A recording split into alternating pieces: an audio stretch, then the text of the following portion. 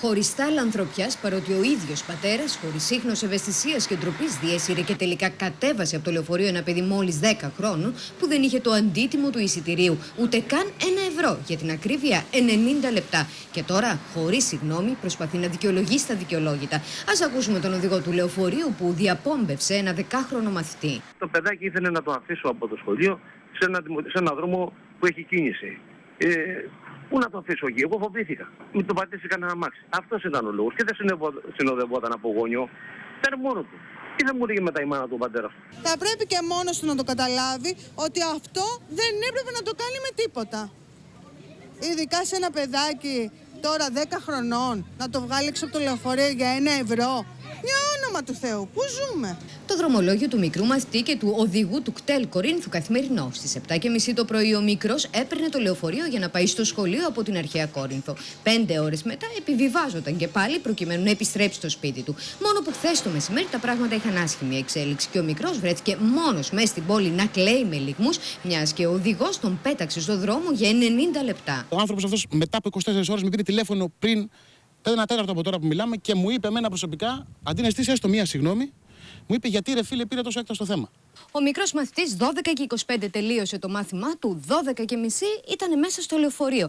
Κάθισε στη συγκεκριμένη θέση όπως κάθεται κάθε φορά και αμέσως τον πλησίασαν προκειμένου να του ζητήσουν την κάρτα του. Αυτός απάντησε ότι δεν έχει κάρτα και ακούστε ποια ήταν η επόμενη αντίδραση του οδηγού. Μικρέ του λέει πόσο χρονών του λέει είσαι, του λέει 10. Του λέει πρέπει να πληρώσει εισιτήριο. Του λέει είμαι μαθητής. Του λέει έχεις κάρτα, του λέει δεν έχω κάρτα, δεν μας έχουν δώσει κάρτα ακόμα. Τότε του λέει θα πρέπει να με πληρώσεις. Το αντίτιμο που είναι 90 λεπτά νομίζω. Του λέει δεν έχω κάρτα, δεν μας έχουν δώσει ακόμα. Τότε του λέει κατέβα κάτω και πες στη μάνα σου ότι εγώ δεν είμαι φιλανθρωπικό ίδρυμα. Αυτή είναι η απάντηση σε ένα παιδί. Εγώ το θεωρώ ψυχολογική βία.